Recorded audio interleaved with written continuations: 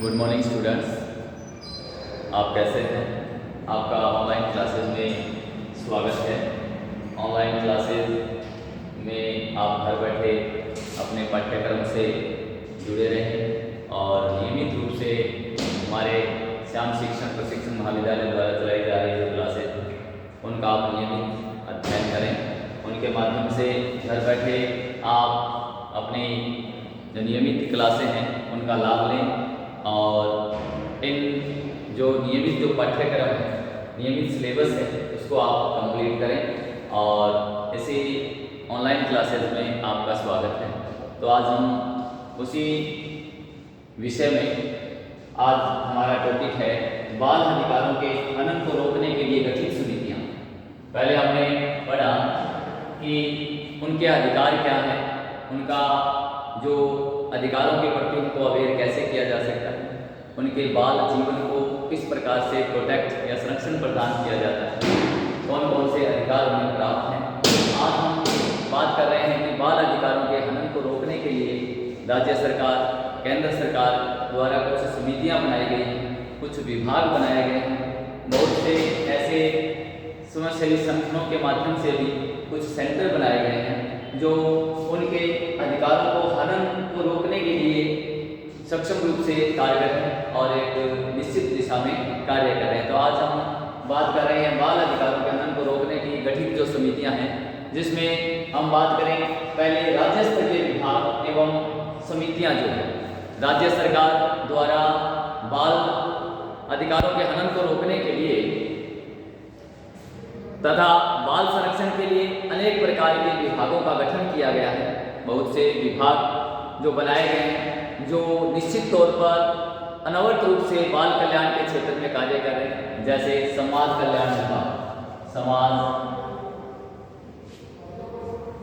कल्याण विभाग जो निर्धन और पिछड़े बच्चों को उनके अधिकारों का जो हनन है उनको रोकता है तथा उन्हें आगे बढ़ने के लिए कुछ सहायता देता है। कुछ छात्रवृत्ति भी समाज कल्याण विभाग द्वारा प्रदान की जाती है नियमित रूप से। और समाज कल्याण है वो एक ऐसा विभाग है जो बालकों के अधिकारों के हनन होने से उनको रोकता है और उनकी प्रोग्रेसिव वृद्धि करता है। दूसरा है श्रम कल्याण विभाग, जिसमें श्रम कल्याण विभाग, यह विभाग श्रमिकों से संबंधित बनाया गया है। जिस श्रमिक के साथ जो शोषण हो रहा है उस शोषण को रोकने का ये कार्य इस विभाग द्वारा किया जाता है तथा उनके प्रति शोषणात्मक जो कार्य करवा रहे हैं किसी से उनके प्रति कार्रवाई की जाती है तथा श्रमिकों को जागरूक किया जाता है। श्रमिक कल्याण विभाग उनके कल्याण हेतु उनको जागरूक किया जाता है कि आपका जो कार्य क्या है, आपके अधिकार क्या है, उनके अधिकारों का अगर हनन होता है तो श्रम कल्याण विभाग उनमें उनकी सहायता करता है। दूसरा है महिला एवं बाल विकास, महिला एवं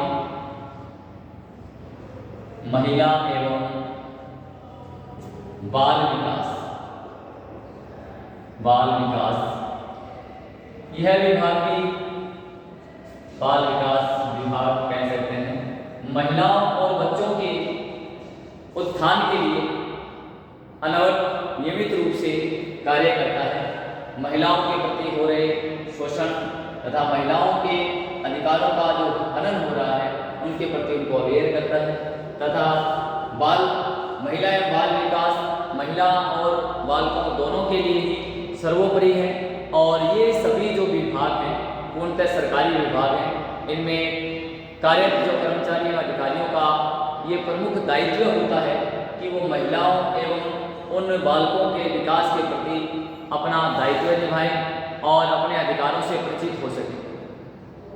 बाल अधिकारों को बालकों एवं जन सामान्य तक पहुंचाना, जिससे सभी बालक अपने अधिकारों से परिचित हो सकें। जब बालकों के अधिकारों का हनन होने का प्रयास हो तब इस प्रकार के अधिकारी व कर्मचारियों का दायित्व बनता है कि वो उनके अधिकारों को हनन होने से रोकें तथा उनको एक उचित गाइडेंस दें, जिससे सभी बालक अपने आप को उस अधिकार का सही उपयोग कर सकें।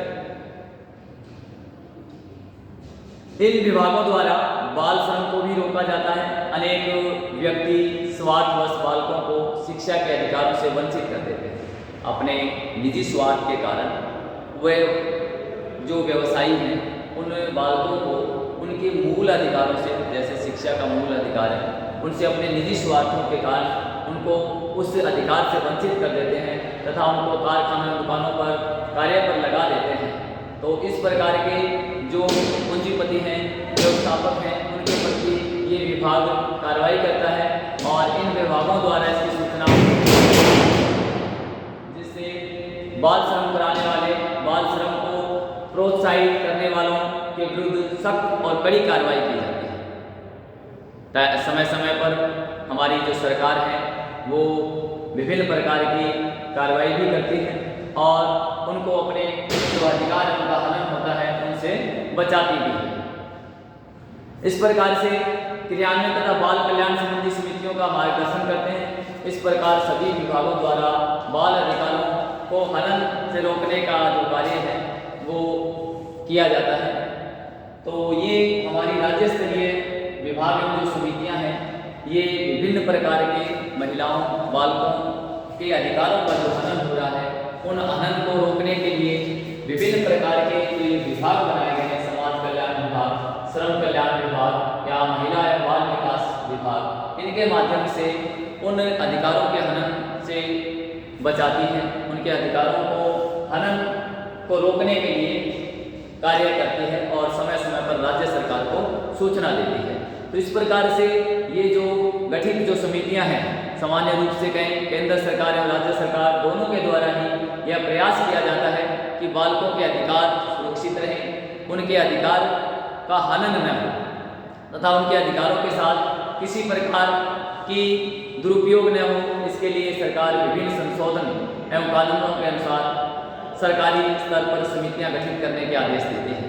सरकारी जो आदेश है उनके तहत विभिन्न प्रकार की समितियां गठित करने का आदेश देती हैं और ये जो समितियां हैं नियमित रूप से अपने कार्य को अंजाम देती हैं, उनके अधिकार प्रदान करती हैं। इस प्रकार बाल अधिकारों के हनन को रोकने के लिए विभिन्न सरकारी एवं गैर सरकारी समितियां कार्य कर रही है, जिनका हम अभी जो वर्णन जो किया है, समाज कल्याण विभाग, श्रम कल्याण विभाग, महिला एवं बाल विकास। तो ये अब हम ये था राज्य स्तरीय समितियां। दूसरा जो हमारा है, दूसरे की हम बात करें कि जिला स्तरीय समितियां। जिला स्तरीय समितियां भी गठित की गई है, जिनका हम जिला स्तरीय नंबर 2 पर बात करें। जिला स्तरीय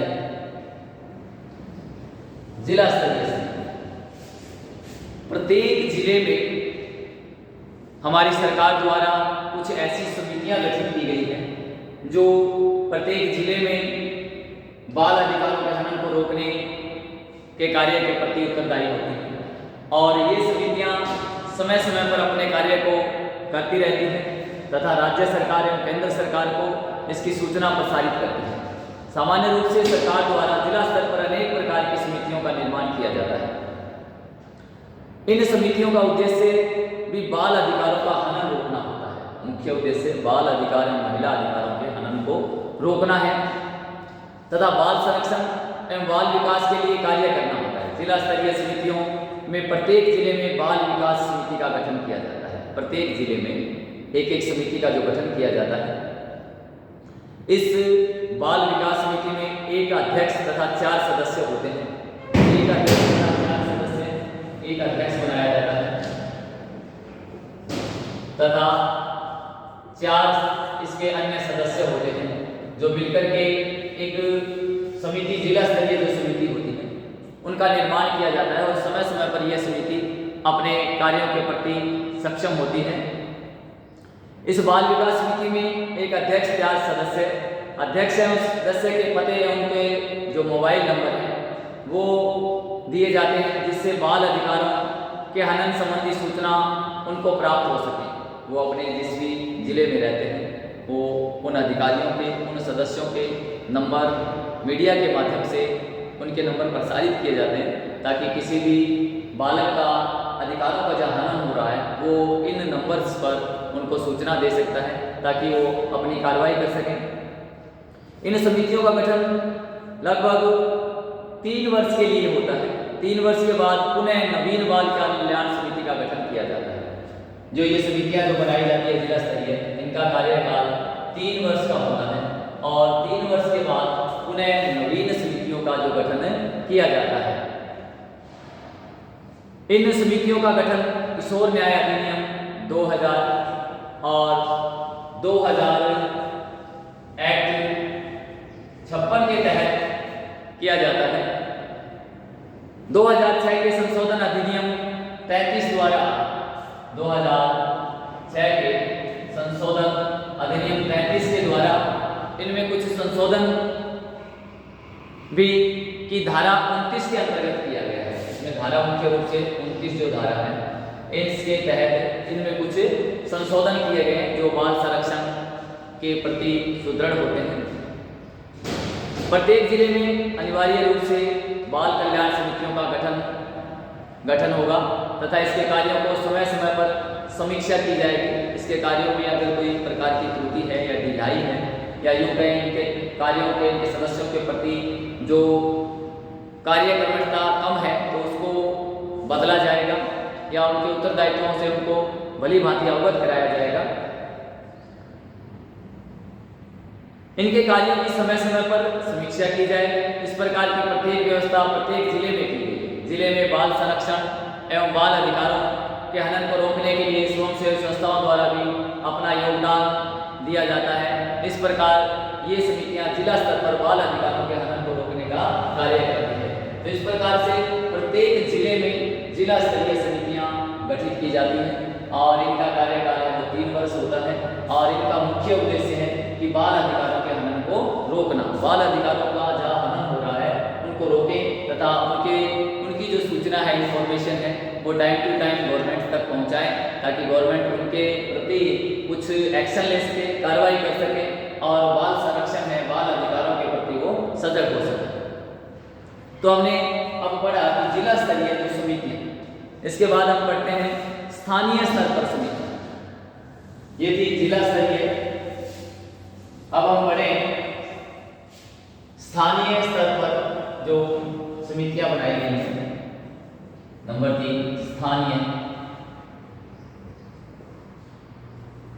स्थानीय स्तर पर बनाई गई समितियां। स्थानीय स्तर पर निर्मित जो समितियां हैं, लोकल लेवल कमेटी जिसे हम बोलते हैं, स्थानीय स्तर पर जो समितियां हैं उनकी हम बात करें कि लोकल लेवल पर भी कुछ समितियां बनाई गई हैं जो कि इनका उद्देश्य भी है कि बाल अधिकारों के हनन को रोका जाए। बाल अधिकार के हनन को रोकना ही इनका मूल उद्देश्य है। सामान्य रूप से स्थानीय स्तर पर भी सरकार द्वारा समितियों का निर्माण करने का प्रयास किया जाता है। देखिए, बहुत बड़ा क्षेत्र होने के बाद इन्होंने कुछ ऐसी स्वयंसेवी संस्थाओं की सहायता भी हमें लेनी पड़ती है। फिर भी गवर्नमेंट जो है समय समय पर लोकल स्तर पर भी कुछ समितियां निर्माण करने का प्रयास किया जाता है। बाल अधिकार एवं शिक्षा के अधिकार का प्रारंभ प्राथमिक विद्यालय से ही होता है। बाल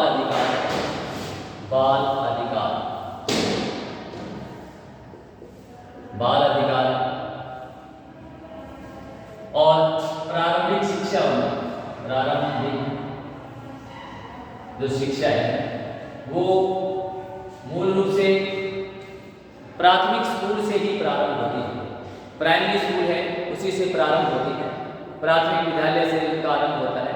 इसके लिए सरकार द्वारा प्राथमिक विद्यालय में प्रधानाध्यापकों को, अभिभावकों को एवं समुदाय के सदस्यों के सहयोग से अनेक प्रकार की समितियां बनाई जाती हैं। विद्यालय में उनमें प्रधानाध्यापक, अभिभावक तथा भामाशाहों की सहायता से एक समिति गठित की जाती है जिससे कि बाल विकास समिति का भी नाम दिया जाता है। और ये बालकों के विभिन्न प्रकार की जो सहायता है, पिछड़े हुए हैं, असहाय है, दिव्यांग बालक हैं, उनके उत्थान के लिए इस प्रकार की समितियां एक बजट एकत्रित करती हैं। चाहे वो गांव से करें, लोकलिटी से करें या प्रधानाध्यापक अपनी तनख्वाह में से दें या अपने किसी निजी मित्र से कह सकते हैं, निजी किसी भामाशाह जो सहयोगी होता है उससे प्राप्त करें। बाल अधिकार और शिक्षा के अधिकार का प्रारंभ प्राथमिक विद्यालय से मानते हैं। इसके लिए सरकार द्वारा प्राथमिक विद्यालय के प्रधानाध्यापक, अभिभावकों और समुदाय के सदस्यों के सहयोग से अनेक प्रकार की समितियां एवं संघ बनाने के निर्देश दिए जाते हैं। इस प्रकार की समितियों का मूल उद्देश्य स्थानीय स्तर पर सभी बालकों को अधिकारों की जानकारी प्रदान करना तथा उनके क्रियान्वयन में योगदान देना, उनको अधिकारों के प्रति जागरूक करना, ये समितियों का मूल उद्देश्य है। जैसे विद्यालय में अध्ययन करने वाले छात्रों, अभिभावकों को लेकर किसी समिति का निर्माण करना। इस प्रकार की समितियों में सम्मिलित सदस्यों को विद्यालय के प्रधानाध्यापक द्वारा बाल अधिकारों के बारे में बताया जाता है, उनके बाल अधिकार क्या है, तथा उनको यह भी बताया जाता है कि कौन कौन से कार्य बाल अधिकारों के अंतर्गत आते हैं। बाल अधिकारों के अंतर्गत जो आने वाले कार्य हैं और बाल अधिकार शोषण के अंतर्गत कौन से कार्य आते हैं उनके बारे में, इससे अभिभावकों में भी जागरूकता उत्पन्न होती है और अभिभावक भी अपने उस कार्य को बड़ी ही रुचि के साथ निभाते हैं तथा इस समाज में होने वाले बाल अधिकारों के हनन एवं बाल शोषण को रोकने में सहायता करते हैं। इस प्रकार की समितियां समुदाय में भी बाल अधिकारों के प्रति जागरूकता पैदा करती है, जागरूकता उत्पन्न करती है। इसके साथ साथ विद्यालय की दीवारों पर बाल अधिकारों को लिखवाया जाता है, कुछ स्लोगन लिखाए जाते हैं, कुछ ऐसे लाइनें लिखाई जाती हैं जिससे कि बालकों में जागरूकता आए। इसके साथ साथ विद्यालय की दीवारों में बाल अधिकारों को लिखवाया जाता है तथा इसके हनन की स्थिति में प्रधानाध्यापक द्वारा ग्रामीणों की उचित मार्गदर्शन दिया जाता है। इस प्रकार स्थानीय स्तर पर अनेक समितियों का गठन शिक्षालय एवं समुदाय स्तर पर किया जाता है जो कि बाल अधिकारों के हनन को रोकती है, बाल अधिकारों के हनन को रोकती है। तो इस प्रकार की जो समितियां जो हमें लोकल स्तरीय समितियां गवर्नमेंट बनाने का जो निर्देश देती है, एक प्रधानाध्यापक या अभिभावक या भामाशाहों की सहायता से जो बनाई जाती है, ये समितियां भी हमारे उस नन्हे मुन्ने बालकों के अधिकारों के हनन को रोकती है तथा उनका जो उचित मार्गदर्शन उन्हें प्रदान करती है, उनके अपने अधिकारोों के बारे में अवगत करवाती है। तो इस प्रकार की समितियां निश्चित तौर पर प्राथमिक विद्यालयों का या यूँ कहें कि उन प्राथमिक विद्यालयों में पढ़ने वाले बच्चों का सर्वांगीण विकास करती है और ये हमारे जो अभिभावक, प्रधानाध्यापक और भामाशाह मिलकर के उन समितियों का जो गठन करते हैं, इस समितियों का मूल रूप से उद्देश्य होता है कि उन बालकों का सर्वांगीण विकास करें तथा उनके मूल अधिकार हैं उनका किसी भी प्रकार से हनन न हो, वो अपने मूल अधिकारों का सही उपयोग कर सकें। ये समय समय पर उनको अवगत करवाया जाता है और ये हमने पढ़ा बाल अधिकार के अंतर्गत। तो ये हमारी तीसरी समिति थी, स्थानीय स्तर पर जो समितियां थी। इस स्थानीय स्तर पर जो समितियों का हमने अध्ययन किया और ये स्थानीय स्तर की जो समिति है, अब हम पढ़ रहे हैं अगली समिति जो नंबर 4 है, ये थी लोकल लेवल कमेटी। अब हम पढ़ रहे हैं स्वयंसेवी संस्थाओं द्वारा गठित समितियां। नंबर 4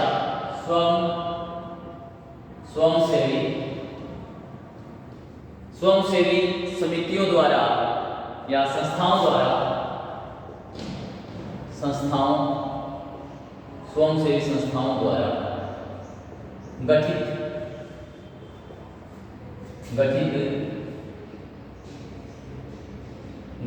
समितियां।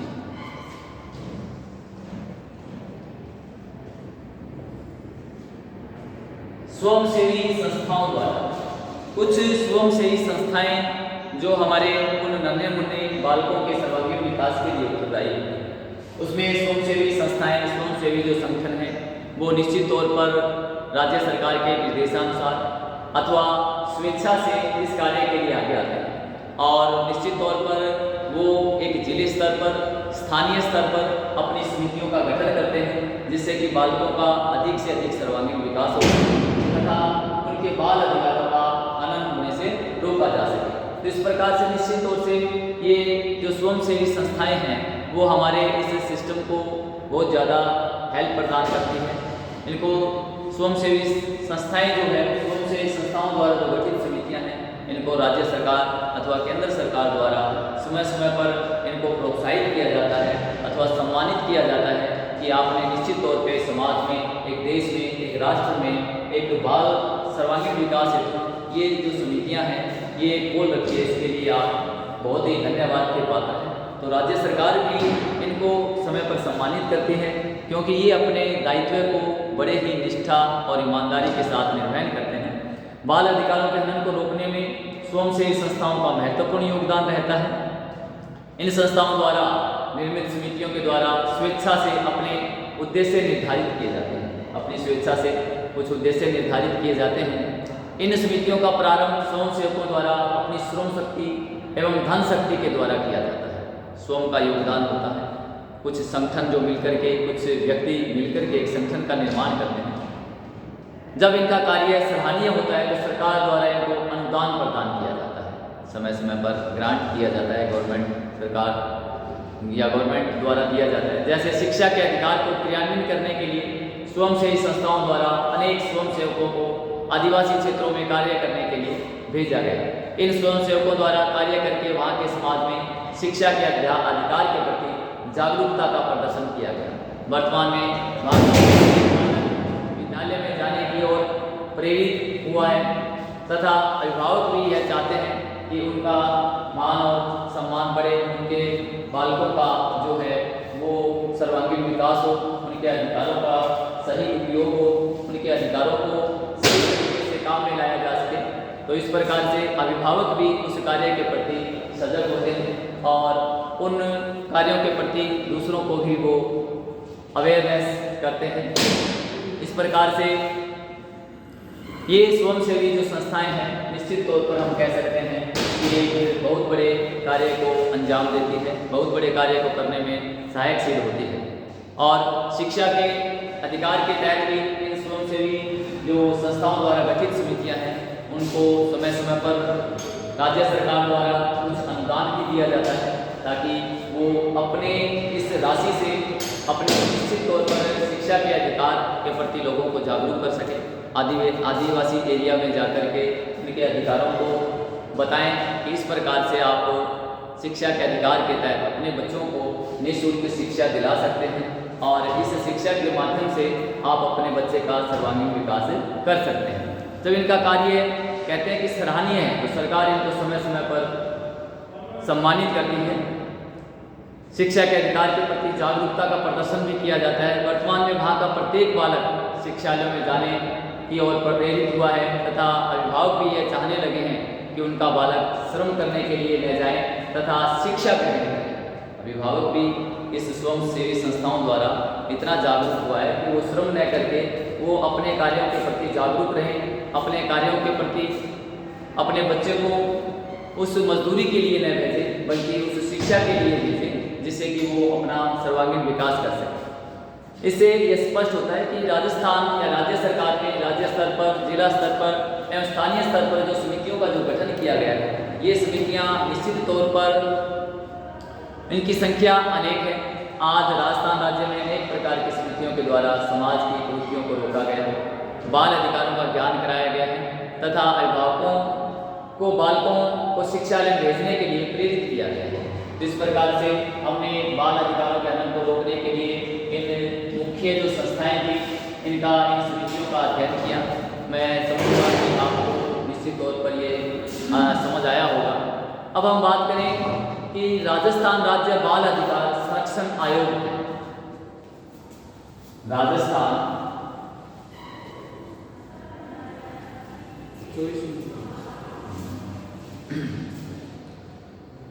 राजस्थान राज्य बाल अधिकार संरक्षण आयोग, राजस्थान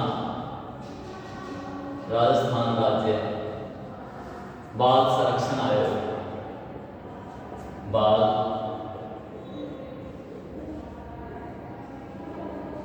आयोग, राजस्थान राज्य बाल आयोग संरक्षण, Rajasthan state child right protection commission, बाल अधिकार संरक्षण आयोग, बाल अधिकार संरक्षण आयोग।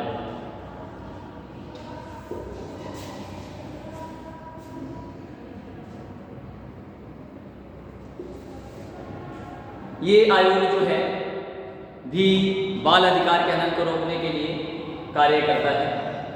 और इस आयोग को बाल अधिकार संरक्षण आयोग अधिनियम 2005 की धारा 17 के अंतर्गत 2005 की धारा 17 के अंतर्गत निर्मित किया गया है और इसमें राज्य में वर्ष में 2010 में स्थापित किया गया था। इसकी जो स्थापना है, स्थापना वर्ष 2010 में इसकी स्थापना की गई तथा इसका मूल उद्देश्य बाल अधिकार संरक्षण करना है। बाल अधिकारों को हनन को रोकने के लिए इस आयोग का महत्वपूर्ण जो कार्य है वो निम्न प्रकार से हम कर सकते हैं कि इसके मुख्य कार्य क्या है। तो सबसे पहले हमने 2005 की धारा 17 के अंतर्गत इसका निर्माण किया गया तथा इसकी स्थापना 2010 में की गई तथा इसका मूल उद्देश्य है वो बाल अधिकारों के हनन को रोकना है। और इस प्रकार से ये हमारे जो विभिन्न प्रकार के इसके जो महत्वपूर्ण कार्य है, इस आयोग के महत्वपूर्ण जो कार्य उनकी हम चर्चा करें। आयोग के कार्य है। इस आयोग का पहला कार्य तो ये है कि ये बाल संरक्षण से संबंधित सभी कार्यों का जिम्मेदारी के साथ निर्वहन करता है। यह आयोग राज्य के सभी बच्चों के अधिकारों के अनुपालन करवाने का कार्य भी करता है। और नंबर 2 बात करें कि सन 1989 यह आयोग राज्य के सन 1989 के बाल अधिकारों के संदर्भ में नीतियां एवं योजनाओं का क्रियान्वयन तथा निगरानी का कार्य इस आयोग का है। और तीसरी बात करें बाल अधिकार की, नंबर 3 बाल अधिकारों के हनन, शोषण या उत्पीड़न की शिकायत पर यह आयोग सुनता है, उसकी कार्रवाई करता है तथा एक अधिकार रखता है।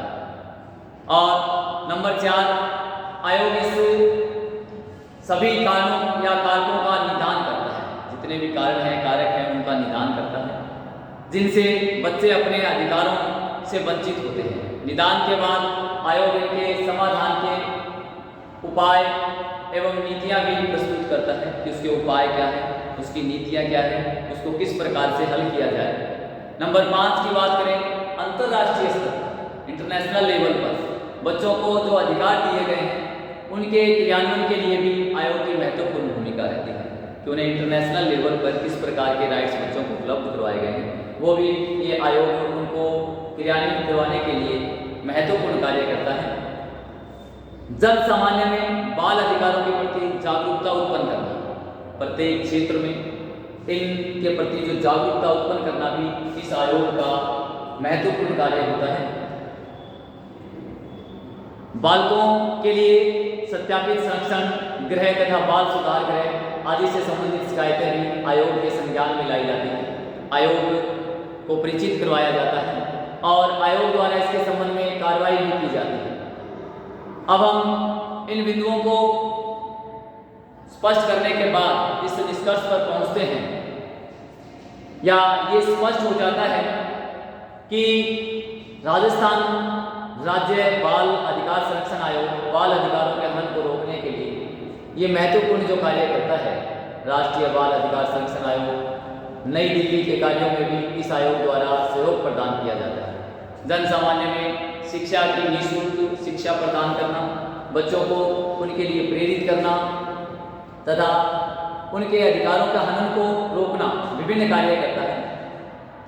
और निःशुल्क एवं अनिवार्य अधिकार के प्रति जागरूकता उत्पन्न करने हेतु आयोग द्वारा शिक्षा विभाग को इस अधिनियम को लागू करवाने और शिक्षा के प्रचार प्रसार के लिए निर्देशित करता है। समय समय पर शिक्षा प्रसार से डाटा भी एकत्रित करता रहता है। इसके अतिरिक्त बाल अधिकारों के संबंध में सर्वोच्च न्यायालय द्वारा दिए गए निर्णयों का अनुपालना का दायित्व निर्वाचन यह आयोग ही करता है, निर्णय जो करता है कि जो हमारे माननीय सर्वोच्च न्यायालय द्वारा जो दिए गए निर्णय हैं उनकी पालना करवाना तथा उनके कार्यों को सही रूप से करवाना भी आयोग द्वारा बड़े ही अच्छे ढंग से किया जाता है। तो आज हमने बहुत ही अच्छा जो टॉपिक पढ़ा, मैं उम्मीद करूँगा कि आप लोगों को समझ आया होगा। Thank you.